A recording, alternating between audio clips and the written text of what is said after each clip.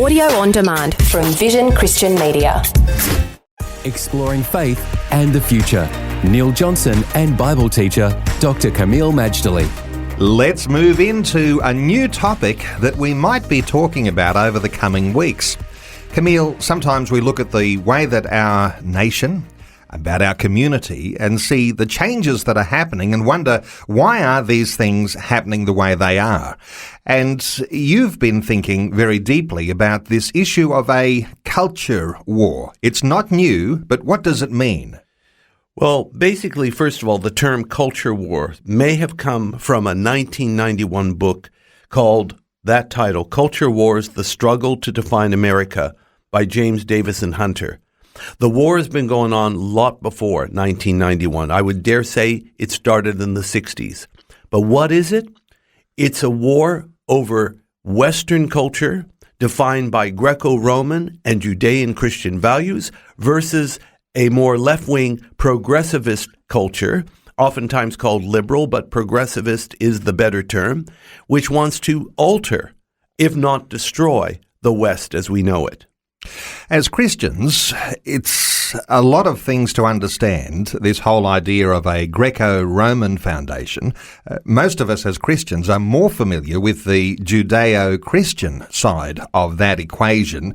But how does that all fit together when we think about the intertwining of Judeo-Christian values that have helped to form the culture that we live in?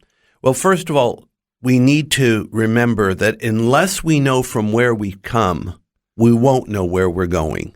We have to have an accurate grasp of the past and an understanding of the present in order to be wonderfully pointed towards the future.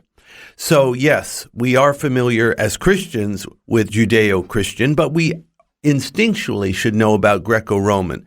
These two pillars is what makes Western civilization what it is.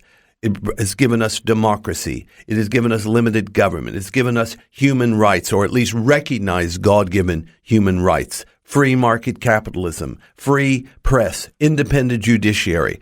All these things have given us a great civilization, and that civilization's survival is at stake. So we know about these things, or at least we know them in our hearts, but I would dare say we need to come back to understanding the times, so that we can know what we need to do, and to juxtaposition everything we're facing in the public square to what it says in Scripture. Because if Scripture is not for it, we shouldn't be for it either. Kameel, we say, I'm a Christian. So how do we actually place ourselves in the picture of knowing which side to choose in this culture war? In one sense, we should be looking to not so much taking sides, but following the Lord who intends to take over. But nevertheless, in assessing the two sides, one is, of course, the left-wing progressivist side. The other is the traditional values conservative. And please note, I've used those adjectives because not everything that says it's conservative really is.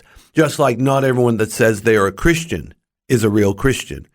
So again, the Scripture is our guide and must be in everything we do. It's not just something it guides us in our private faith. It should guide us in everything, our public stance, our morality, our ethics, everything down the line. We live in a pluralistic society and we understand there's different points of view.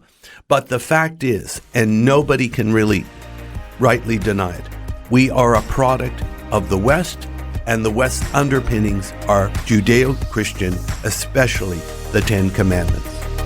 Faith and the Future with Neil Johnson and Dr. Kameel Majdali from Teach All Nations.